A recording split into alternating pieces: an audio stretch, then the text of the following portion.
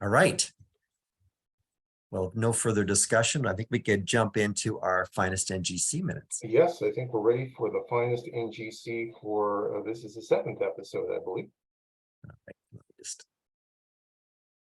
share my screen again. Here we go. Get that set up. And we're going to go to tonight's sky. So we're actually finishing the winter targets in the finest NGC list on this session. If you want to find the printed version of the finest NGC list of objects, they were compiled by Alan Dyer, RASC Alan Dyer. They're in the Observer's Handbook on pages 316 to 318 of the current edition. And as I said, we've been running through them, a handful per session, and we're going to get into the last of the winter group right now. So I'm just going to bring up my bookmarks here. And I'm going to actually mention some things we've already touched on earlier, as you'll see here in a second. So where's my march? Here we go. So first up, I've got our friend, the Rosette Nebula. So remember, we were looking south on a clear, dark night. And we actually have a beautiful, dark, moonless week. So this is a great time to get out and pick up these objects, as well as go back to a couple of the previous sessions where maybe there was a bit more moon when we described them, but this would be a great week to tackle all these finest NGC objects. So the first one on my list here is our friend, the Rosette Nebula. Remember, I talked about it being kind of part way from Betelgeuse to Procyon. You can actually draw a line from Betelgeuse, from Bellatrix to Betelgeuse, and kind of double that, and you're in that neighborhood.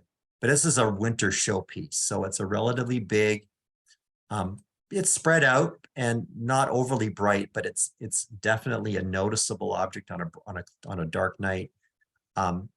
Maybe, probably with your unaided eyes if you're in a rural sky, but definitely in binoculars at any size of a telescope. If you're viewing it, with binoculars, one idea that I saw suggested was try to put a branch or a tree down the middle of the object. And that way you're obscuring the bright star cluster in the middle and being perhaps able then to see the gas halo around a little bit better. So we've got the Rosette Nebula is considered the rose-shaped pink area of glowing gas. And then we've got an interior star cluster called, I think it's NGC 2244 is the interior star cluster. If I bring up the symbols here, you can see them both. So yeah, that's one trick I had never tried, of occulting the bright cluster in the middle to see if I can then better see the rest of it around. You can, so what's neat about this is that the star cluster itself was discovered by William Herschel back on January 24th of 1784. It's his class 7-2. And remember, he was using what he called his 20-foot telescope. So it was a big, wide aperture, I think about a 12-inch aperture telescope. And it had a relatively narrow field of view to it. So he actually never saw the rosette. He only saw the cluster. So the rosette itself is not part of his Herschel list. But the rosette itself, the rosette part was actually discovered kind of in pieces by later astronomers, Marth, Swift, E.E. Barnard. They're all from the 1864 to the 1890s were kind of independently discovering sections of this big nebula. Sir Patrick Moore named this object as numbers 49 and 50 of his Caldwell list. So, it's not on the Messier list, but it is on the Caldwell list. I mentioned where it is. It's near this star, Epsilon Monocerotis.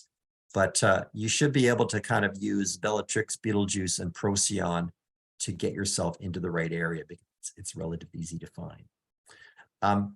You want to use low magnification. So if I kind of put my simulated telescope view on it. So I've been using a 25mm Plössl in a 6-inch Dobsonian reflector, and you can see that the cluster's fine.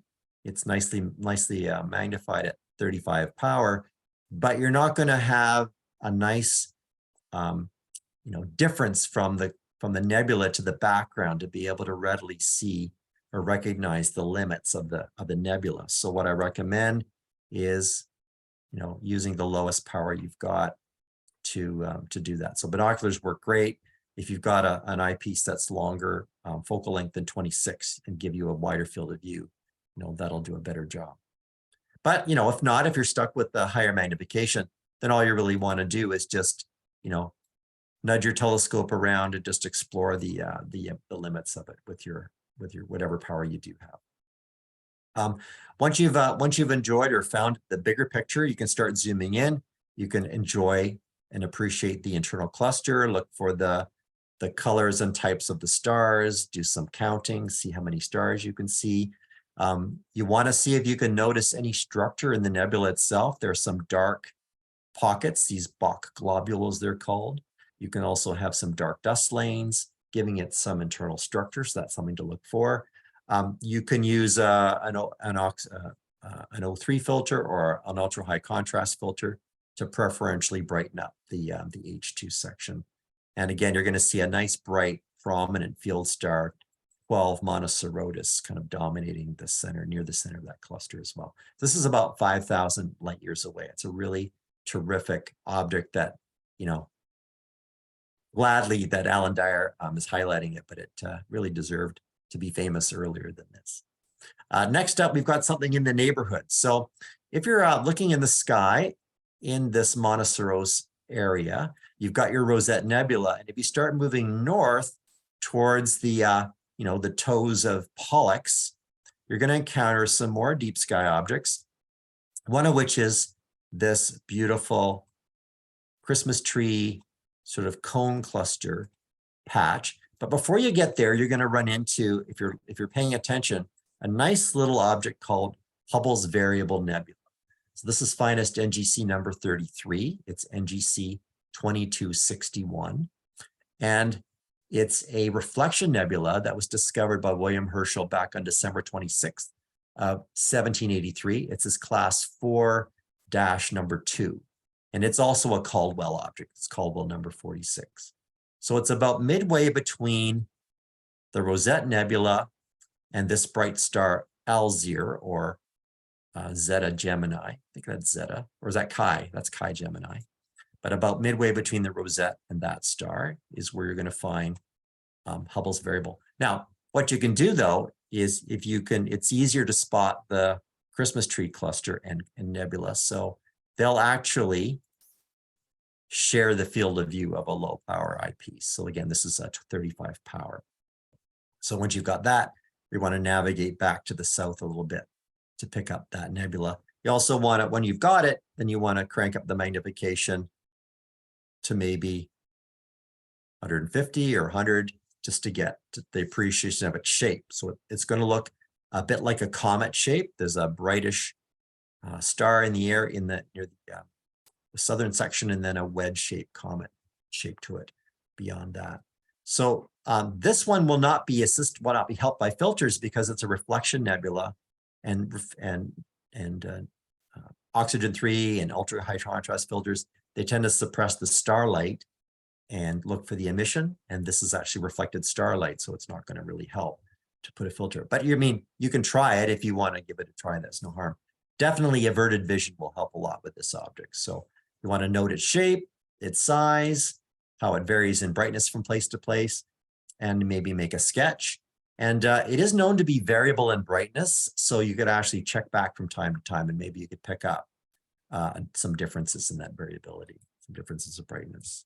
Let me go back to my standard 26 millimeter. You can see how tiny it is. All right, next up, we've got, declutter here a bit, we've got an object called the Gemini Nebula, or the Double Bubble Nebula. It's up here in Gemini. Just double click here and highlight that. It's kind of nestled between the necks of Castor and Pollux. Sometimes it's called the Ant Nebula or the Peanut Nebula. And it's actually rather large, but it's got this really neat complex shape to it. So it's about a magnitude 11.3 or so. So this is a finest NGC number 30, and it's called NGC 2371 and NGC 2372 because William Herschel thought it was 2 objects, and he gave it 2 numbers. So he observed it on March 12th, 1785. So a couple of days ago, it was the anniversary. And he gave it class 2 numbers, 316 and the other one. So this is actually a planetary nebula. It's one of the biggest planetary nebulas that we know of. It's a bit fainter, so you need a larger telescope to really appreciate it, maybe a 6-inch telescope or an 8-inch or bigger, and nice dark skies. I've got noted that it's located 1.6 degrees north of the trio of stars, 64b and Iota. So this clump of stars kind of between the where Castor and Pollux are kind of holding hands, this group of stars. And then you want to look up from there. What I did is I actually put my finder scope. I think is it Alt B or Control B? There we go. I put my my telrad, making a triangle below Castor and Tau Geminorum, make a nice sort of isosceles triangle, and that should pick it up as well. Turn that off again. Again, this one will be better to search at low power and then start cranking it up once you've got the once you've got it identified. So there it is at 35x. You can see it's really rather small. And then if we increase the power even double, you're getting into a sweet spot. So, it's in the range of 65 to 100x is probably a good spot to use. The oxygen 3 filter will help. The UHC filter will help. Averted vision will help. You want to make note of it. Any shape you can make out. Can you see the lobes in the 2 directions? How far can you follow those? Can you see a central star? So there's been various reports on whether the central star in this planetary nebula is actually visible or not. I don't remember noting the central star when I looked at it, but that's sort of something to revisit and look at again. See if you can. It's about 5,000 light years away. All right, next up, we have another planetary nebula in Gemini, famous object, and formerly known as the Eskimo Nebula. I'm sort of suggesting that people start referring to this as the Parka Nebula. I've heard some people mention it as the Lion Nebula, though I think there's another object called the Lion Nebula. So I think the Parka is probably appropriate. I'm going to turn off the stars here so you can see the shape of it. It's a nice bright planetary nebula. It's rather small, kind of looks like a face, and surrounded by a furry or fuzzy ring or Parka hood. Discovered by William Herschel back on January 17th of 1787. It's his class 4, number 45. It's another Caldwell object, Caldwell number 39. Now this one you can see in any size of a backyard telescope with decent quality optics in it. It's near the star Rosette. So let me just bring up the star names here again. And I think it's Alt S. There we go. So we've got Castor and Pollux up here. We've got the arms of Gemini. Then we've got the 2 wastes of Gemini. And the easterly one is the star Rosette. And you can, if you put on the kind of finder scope or telrad, if you put your telrad rings a little bit to the southeast of Rosette, then you should be in the neighborhood. But it is a small object, so you're going to need to be in the neighborhood before you crank up the magnification. You could try using the oxygen 3 filter. The oxygen 3 filter will brighten up this one speck at the expense of the other star, so that'll give you a clue where to zero in on it. And then once you're there, you can see that it's really tiny at the 35, even at the 64 power. So what you could do is then maybe try going up to, say, 150, or even if the conditions allow for it, you could try putting a Barlow on there and getting it, above 200x, just to see if you can see the shape of it better. Once you're there, you're going to look for the shape, any characteristics that you see. Play with the averted vision effect, see if you can get the blinking planetary effect where the central star is bright, and then it fades in favor of the envelope around it. So that's a fun thing to do. It's about 4,200 light years away. So that's the Parka Nebula. The last up here is I've got the UFO Nebula. The UFO Nebula is up here in Lynx. And it's not in a very, bold, bright star patch of the sky. So it's a little bit harder to find it, but it's a nice edge-on spiral galaxy. That edge-on orientation provides a bit of a higher apparent brightness for it. So it makes it more accessible in smaller aperture telescopes once you've found it. So, definitely 4-inch, 6-inch, maybe an 80 millimeter, I'm not sure, but definitely medium sized to larger apertures would be good under dark skies. This one was discovered by William Herschel back on February 5th, 1788. It's his class 1 object number 200. And I have it written as on the line connecting Alpha Lynxis. So there's Alpha Lynxis down here to the star Iota Geminorum. So where's Iota Geminorum? It's here. So if you can see those two stars, then that galaxy's right on the line between them. An easier, kind of a more local way to do it is to connect the line from Iota Cancri and go up to 10 Ursa Majoris, which is actually being used to make part of the constellation Lynx. But sort of those two crossing vectors will give you the ballpark of where you need to be. What I did is I started at Alpha Lynxis and I just used fields of view to migrate myself and star hop to the right little spot. Actually, what you can do is if you start at Alpha Lynxis and sort of migrate yourself, west southwest, you can pick up this grouping of medium bright stars, the sigma stars of Cancer here, sigma 1, sigma 2, sigma 3, and then just slew a little bit to the north and pick up the galaxy there. You want to search at low power, but you do want to magnify once you've got it. This is a little bit too much. Let's go back to, there's our original 35x. So 35x, 50x, in that sort of range would be really good. You want to note its shape, its its profile, how it varies from tip to tip and center, and what it looks like in the center.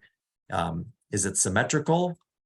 You may notice that it is or isn't, and what its orientation is. And there are some nice field stars in the field of view as well to pick up on. It's about 30 million light years away, so it's a jump farther away. So that's it. That's the last of the winter finest gems. I think there's some real gems in that list, and hope everybody has a good luck getting out and seeing some of those. It's an excellent list. I've enjoyed going through the objects on that list. The Parka is also known as the clown face. Clown face, yeah, that's another one. Yeah. And somebody said, how about an eyeball nebula? Don't even get me started. There's a whole lot of eyes up there. We'll have to do a show on that sometime. Certainly can. Yeah, so that's all for today. If no one else has any other, are there more questions, discussion? Yeah, they say in Stellarium, which symbol selection is the equatorial mount? It's down at the bottom. So the trick to that is that you've got to configure it first. So this is kind of a two-step process. I don't think it's there automatically. Let's see, but where it is, it's in the horizontal bar. And if you can see here, so you've got your centering tool. So if I go 1 Procyon, I can center Procyon, and then the equatorial is to the left. That flips it, toggles it on and off. But I'm not sure if that needs to be configured. If you go into the settings, let's see here. If we go into the extras, so you want to make sure. Okay, so it's not one of these buttons. So it must be there natively, but sometimes some of these buttons don't appear unless you go into the extras and switch them on. Great. Anything else? Yes, the links are in the chat. Take a look. They're all in there right now. So, and we've got, scanning down here, it's loaded by default, we're told. Yeah. By Frank Tamaris. Bright is on and dim is off. Yes, that was the answer to the other question. Someone said bright is on. Yes, it is. Okay, good job. Well, I appreciate everybody tuning in today. We'll be back in a couple of weeks. We're going to switch it up a little bit and put Charles in the pilot seat, and I will co-pilot, and he will share some more of his vast knowledge about asterisms. Thank you. And we'll see you then. In the meantime, I hope everybody gets some clear skies. I know I want some. And and keep looking up. Well, here's the homework. If you've got one, an asterism that you haven't told anybody yet, bring it next week, because this is all going to be about Canadian RASC members who have got asterisms up there, and I want you to be on that list if you aren't already. So bring it. All right. Very good. All right. Thanks, everyone. Thanks, everyone. See you, Charles. Thank Bye you. all.